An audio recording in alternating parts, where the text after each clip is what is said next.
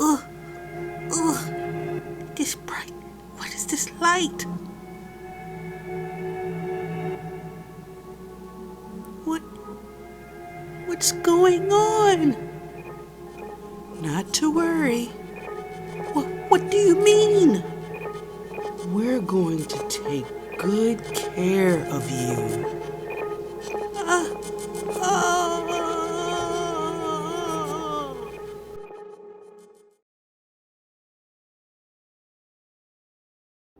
Hello, plant community. Thanks for tuning in to this channel. My name is Pam, and welcome all to the first episode of the Plant Triage, where I'm giving you guys an opportunity to showcase some of your plants that may be ailing, and we can all work together and come up with a resolution to solve your plants, take them from a bad situation into a healthy and hopefully thriving situation.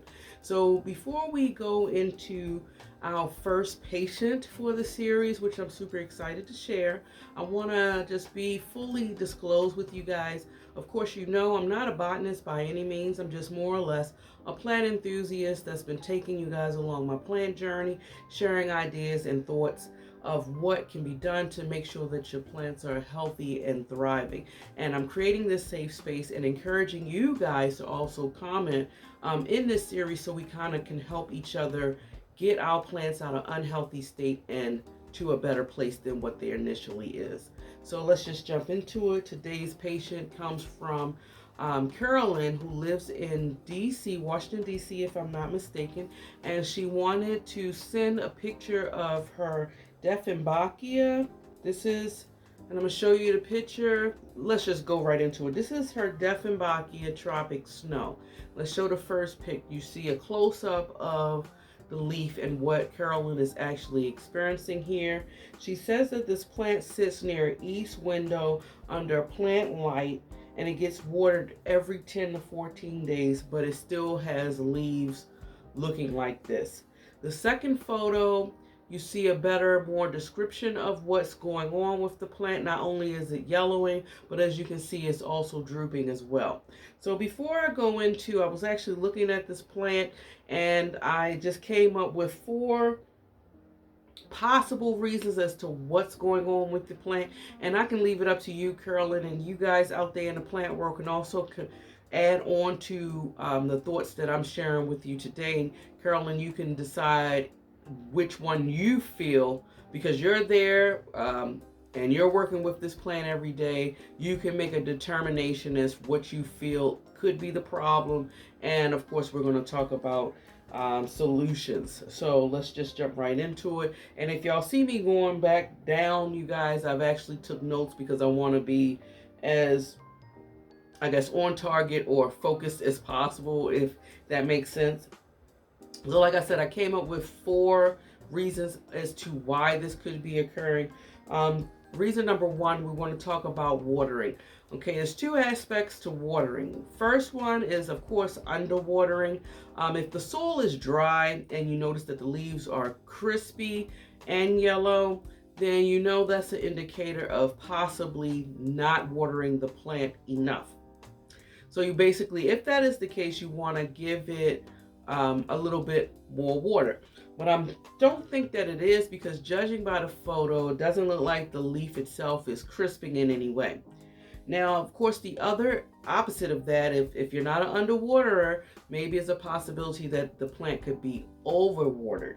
Now, if the soil feels like soggy, then there could be signs of overwatering.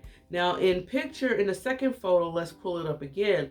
What I did notice in this photo, which I want to make a mention of, and I'm actually looking at the photo as well, is that I noticed 2 things stood out to me. One is that you have one of those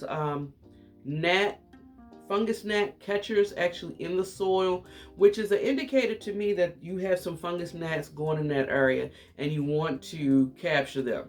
You know, we all have them, no harm, no foul, right? But it's also an indicator that fungus gnats like to be around moisture. So I have to ask myself, or ask you, is it possibility that maybe the soil could be a little bit too moist or staying wet too long? Another thing that's standing out to me too is I noticed that this plant is being in a plastic pot, and it's not in a small plastic pot. It looks like it's like in one of those gallon pots. So we want to keep in mind that the more soil that we have in a bigger pot, even though we are watering it, and I know you made a mention 10 to 14 days, it could be a possibility that maybe the 10 to 14 days may not be long enough for the soil to actually dry out. Now I'm looking at the photo as well. I can't really tell, Carolyn, whether or not what kind of planting medium that you have it in, but you may want to just check it just to make sure that there's more aeration in the soil as well, especially with a plant pot of this size. That could also be a culprit as well. And because it's drooping like that, that very well could also be an indicator too that it could be getting too much water and it's not drying out, and maybe the roots are being clogged perhaps, and the plant is not getting the nutrients that it needs. Now, full disclosure, you guys, I have 0 Dieffenbachias in my collection. I actually had one time, and I want to say it was the snowdrift, but it wasn't as well established as yours. Mine was way smaller, probably like in a 4-inch planter, and I got this plant like right at the cusp of my plant collection phase and my knowledge phase, actually. And within a matter of a few months, honestly, I just killed it, and it was kind of like doing what your plant is doing now. So, I'm hoping that these tips will, help hone in a little bit. But yeah, I've been discouraged from even buying a Dieffenbachia after that. It's been pretty much the bane of my existence. So maybe, as years go by, I'll get up enough nerve and try to buy that plant again, because it is a very beautiful plant. Now, number 2, we're going to jump right into it, could be lighting. And, we want to keep in mind that the light ratio versus water ratio kind of goes hand in hand, right? Now, you made a mention that you do have it in near an east window, and you actually have it under a plant light. So it could be it could be getting enough light. Usually our grow lights are, pretty good. The east window, if it's sits near an east window, is only getting that morning light. And I know that Dieffenbachias prefer a more of a bright light situation. So, but you have it under a grow light, so it seems like it would have that lighting situation that it does require. But I'm letting you know off the bat, if it's not, maybe we need to give it a little bit more brighter, indirect, brighter, natural light as opposed to the grow light. Sometimes our plants do thrive in the grow lights, but it also goes into spectrums and the rays and the type of the grow light too that we have to consider as well. And that's just a conversation for another video, separate, I guess, to be discussed. But if you have it underneath, it is getting lighting, then I really would cross out that issue as being, cross out that reason as to why that may be the issue. I'm not sure, but once again, I'll leave it up to you. You know what your grow lights have been able to do with the rest of your plants. So if you feel that it's not the grow light situation, then by all means, leave it be. Now I'm going to go to reason number 3, temperature, possibility of it being humidity. Now, keep in mind, Dieffenbachias, along with all of our tropical plants, it is a tropical plant and it thrives off of warm temperatures. The majority of our house plants need temperatures above 50%, but I do know that after researching that Dieffenbachias prefer to be in a temperature range between 60 degrees and 80 degrees Fahrenheit, give or take.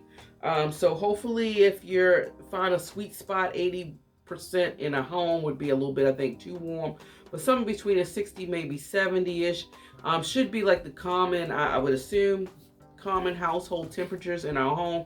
So, and you and I, we both pretty much live on the East Coast as well. You're not that far from me. I'm in Maryland, you in DC. So I do believe that our temperature wise is pretty much, give or take, the same. So I wouldn't think that that would be an issue, but if it is, we just want to keep that in mind.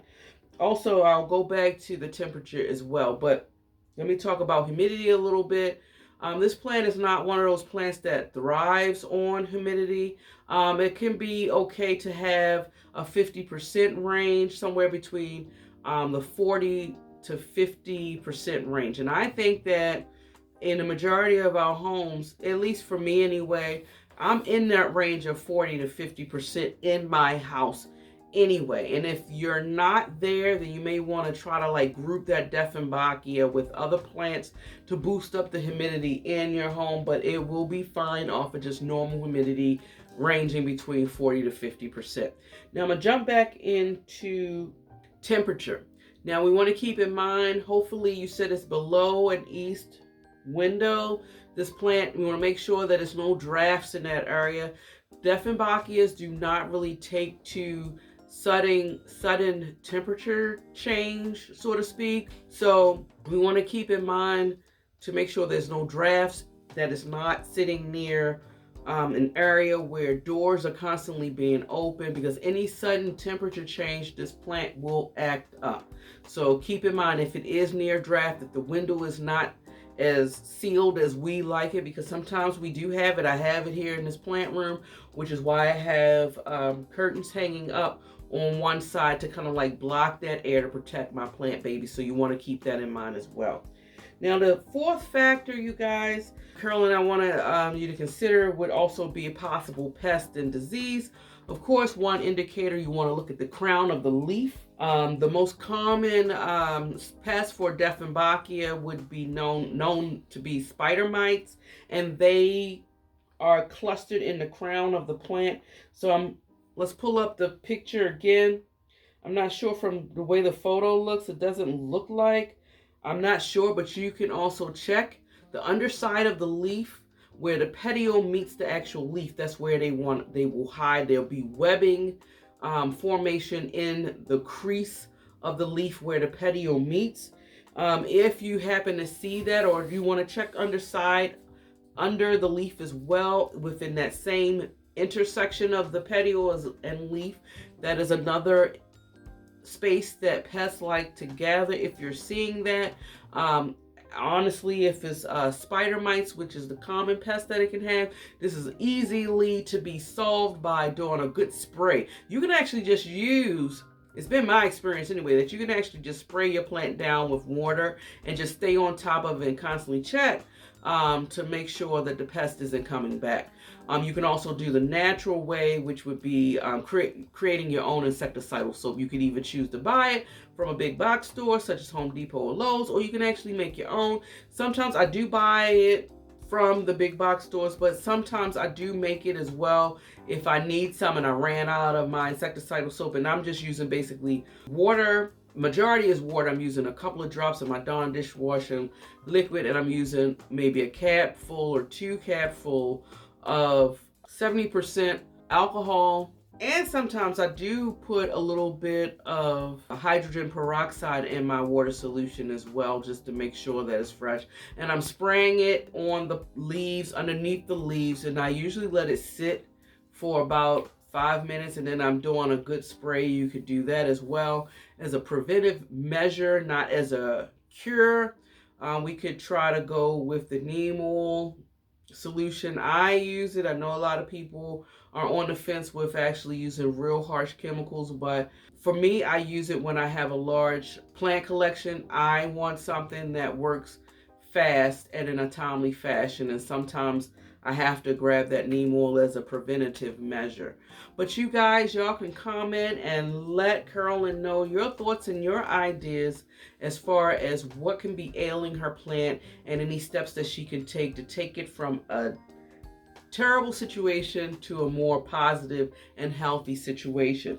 So this pretty much ends this first segment. I do want to thank Carolyn for being the first guest, first patient, and bringing her patient along for us to kind of like dissect and dive in and try to figure out what's ailing her plant and hopefully have a healthy solution. So if you're interested and it seems like something that you would like, please show your support with this particular series, because I'm filling it out. This is my first one, and I want to get feedback. Is really important for me to pinpoint what interests you guys. Show your interest in this segment by pushing those thumbs up. That will help me understand whether or not if you want to continue this thing. And also too, if you want to be a guest and bring your plant patient along, these are the rules. I don't think when I introduced, I wasn't as clear as I wanted to be as far as how my mindset was going to go with this. But if you're interested, come on my Instagram, send me a DM, message me. You send me, basically, we want to talk about no more than 2 plants, because it can be lengthy if it goes any longer than that. But let's say no more than 2 plants, 1 or 2 plants. You can send me as many photos as you wish. Your name, your location, because that's extremely important as well. Let us know your growing habits.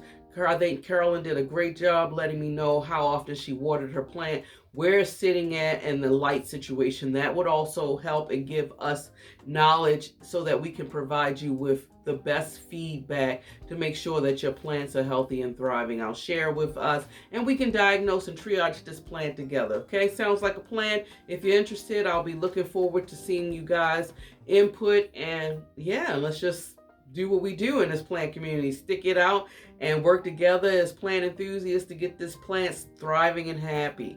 So keep in mind, you guys, if you love foliage as much as I do and you love listening to planty things, subscribe if you haven't. Push the thumbs up to show your support. I appreciate any and all support you guys can give me. Enjoy your day wherever you are in the world, and until next time, guys, much love. Bye.